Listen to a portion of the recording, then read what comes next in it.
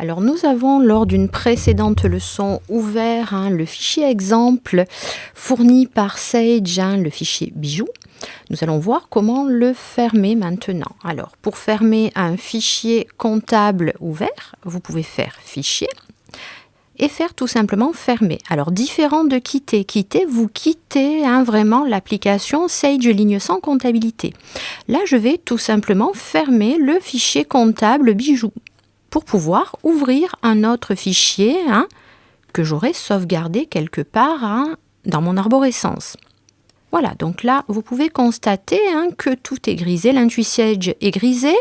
Les différents menus, les différentes options des menus sont pour 80% en grisé, ainsi que la barre d'outils. Pourquoi? Tout simplement parce que là, on a ouvert Sage. Sage est ouvert, mais aucun fichier comptable n'est actif.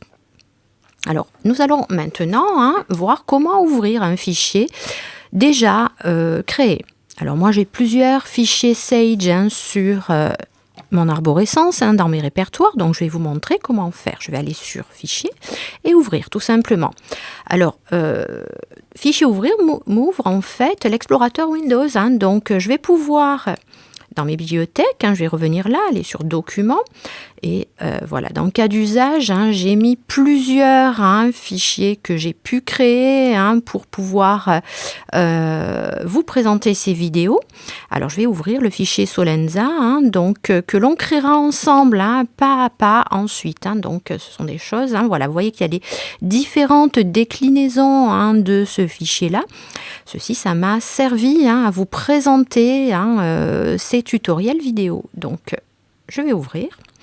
Alors, juste une petite remarque, vous constatez que les fichiers comptables portent l'extension MAE. C'est comme ça que vous pouvez reconnaître qu'il s'agit d'un fichier Sage Comptabilité. Voilà, tout simplement ouvrir. Là encore, j'ai la fenêtre autorisation d'accès, mais je n'ai pas mis de mot de passe, je n'ai qu'à valider, faire entrer.